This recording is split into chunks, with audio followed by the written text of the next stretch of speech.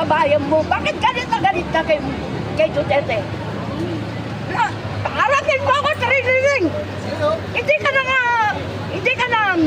Hindi ka na sundalo, ordinary ka na.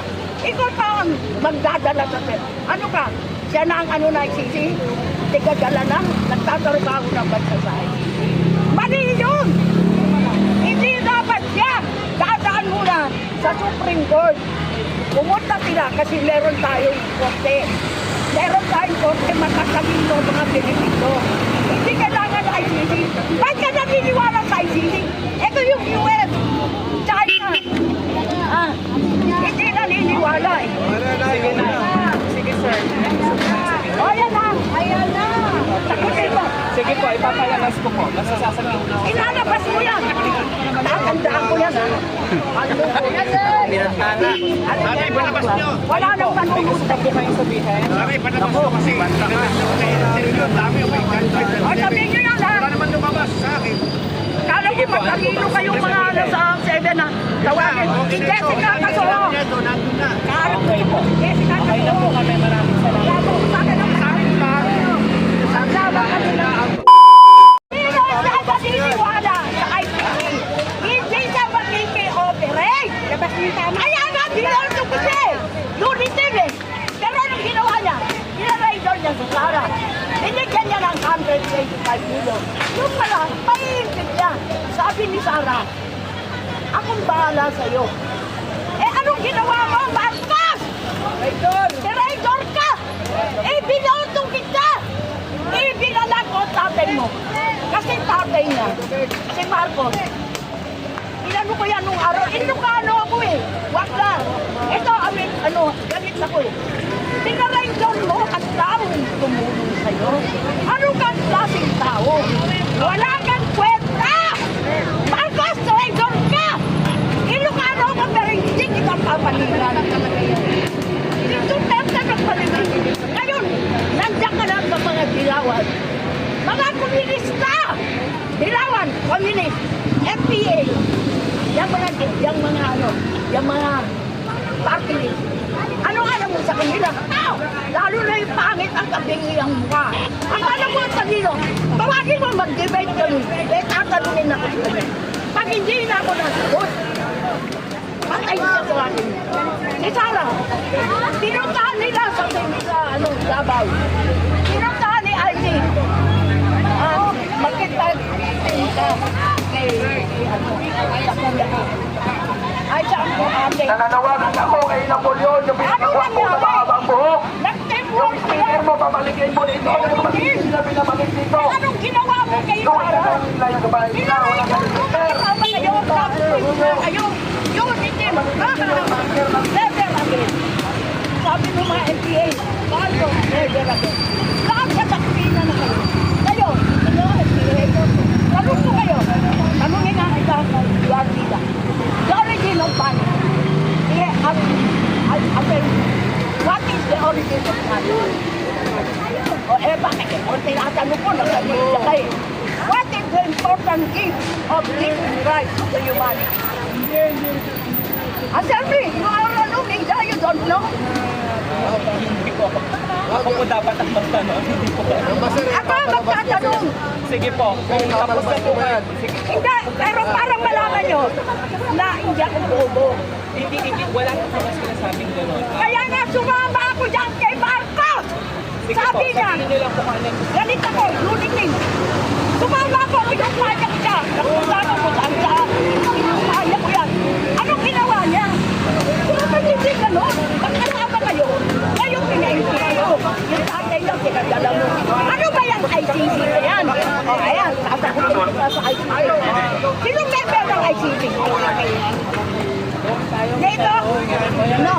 BRICS country. Alam mo yung BRICS? No. Scandinavian countries? No. US? India? China? France?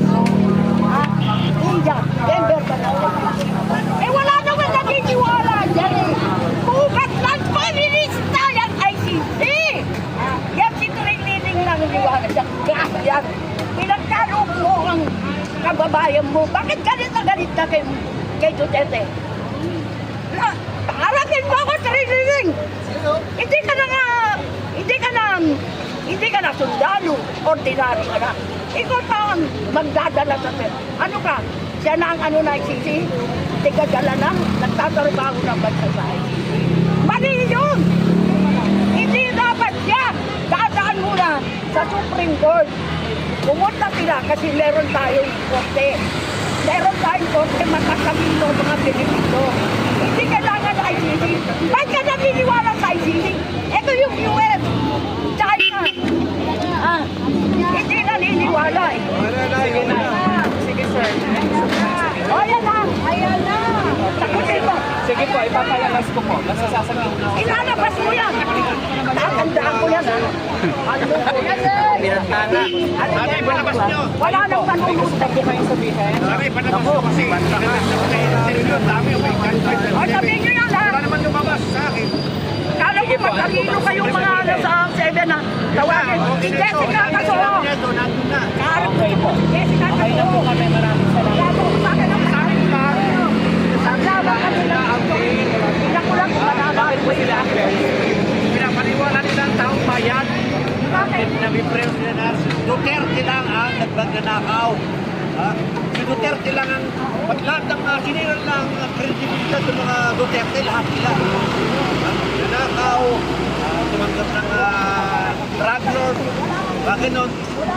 Winasak nila ang kredibilidad ng mga Duterte, pero ang totoo niyan, kaya lang ginagawa yan, kaya nila winawasak, para lang sa eleksyon ng 2028 eleksyon, mawala sila mga Duterte.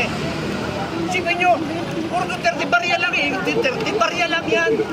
Kung sa sentamo, sa isang sentamo, pinakamalit na barya, kalahating sentamo lang yan. Samantalang hindi nila inahabol ng bilyon-bilyon. Hindi lang blood control. Hindi lang ulat. Ano ba yung pati lang lahat eh, mga PhilHealth, mga Marlica Funds, maraming PDIC, at saka itong bawat mga kamera ng mga buhayan, tawagin. At dito naman sa Senado, wala naman buhayan. Kauntyata buhayan, siguro meron dyan eh, mga tuta. Isang papasal niya. Yan ang ginagawa nila. Hindi nila posisihin mga lahat ng mga kamera ay mga congressman. Congresswoman. Nasaan na yung pera nila? Nasaan nila dinadala yung binibigay sa kanilang budget?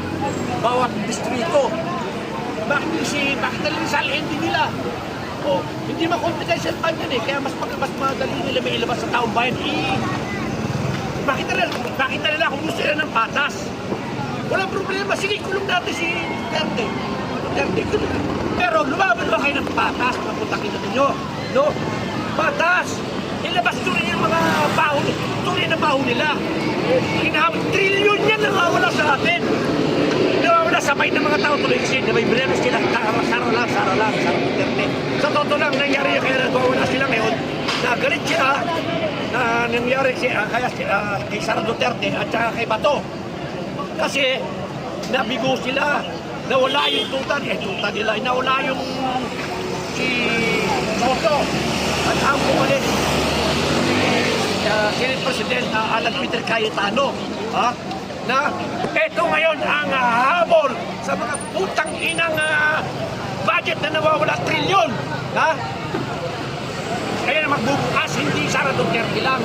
O sige, sige, pero ano dyan, sige, patas natin. Pero dapat mabuksan nila ulit yung tinatawag na mga 18 brave soldiers. Buksan nila, kaya na nga sila nga nagsasabi. Kasi nangyayari kasi yun, kaya nagagalit lalo ang tao. Lalo dami mga supporters dito sa Sara Duterte. Kaya nagtatag ng rage. Dami, lahat ng mga neutral people. Pumapalig na rito. Kasi sa ginagawa nila, binibrenos lang nila. Ang hinabol nila, barya. Sila, kaya yan ang nangyayari. Galit sila dahil alam nila, hindi nila kayo impeach si Sara Duterte dahil sa nangyari. Pero although, maski man di man, masisisoto pa rin, ganun pa rin eh. Namang pa rin talaga. Kailangan po.